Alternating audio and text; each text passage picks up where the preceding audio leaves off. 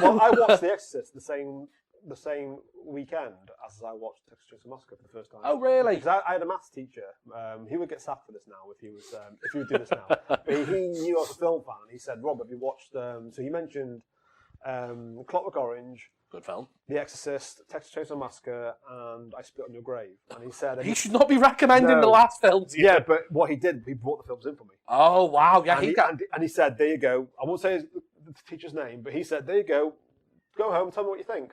And I was like, "Okay, fine." So I watched. I think I watched I Spit on Your Grave first. Did he warn you that it was like 4 rapes in that Yeah. film? Okay, just double checking. Do you know what? I can't remember.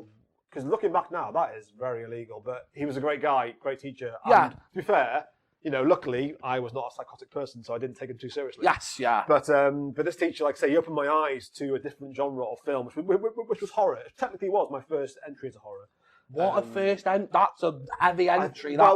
I was fast forwarding and rewinding a Spit on Your Grave. Why were you rewinding? Because I wanted to know the moment it was there and then go back and then not be so shocked by it. Okay. The scene in the bath in Oh I Spit on Your God! Grave. Yeah.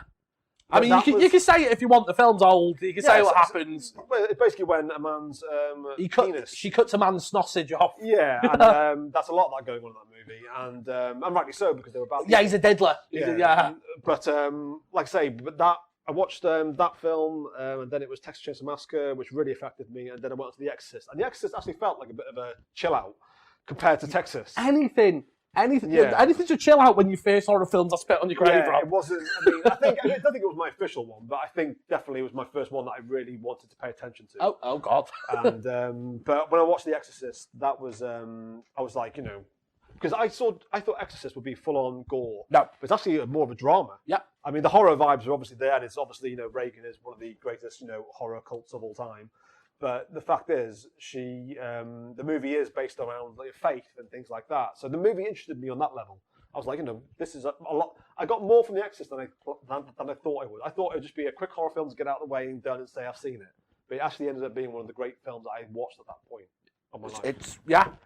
Sorry, I'm just still a bit in shock that you watched a Spit on Your Grave. Your teacher gave you a Spit on Your Grave. I'm impressed because I wish my teacher was that nice. I remember what it looks like, but I'm never going to say who his name was. I'm never going to say who it was. But he was a great guy. And when you giving them back, were you just sort of like, there's a lot of... No, I think I said, cheers for that. Thank you very much. It was the 90s. No one cares. Yeah.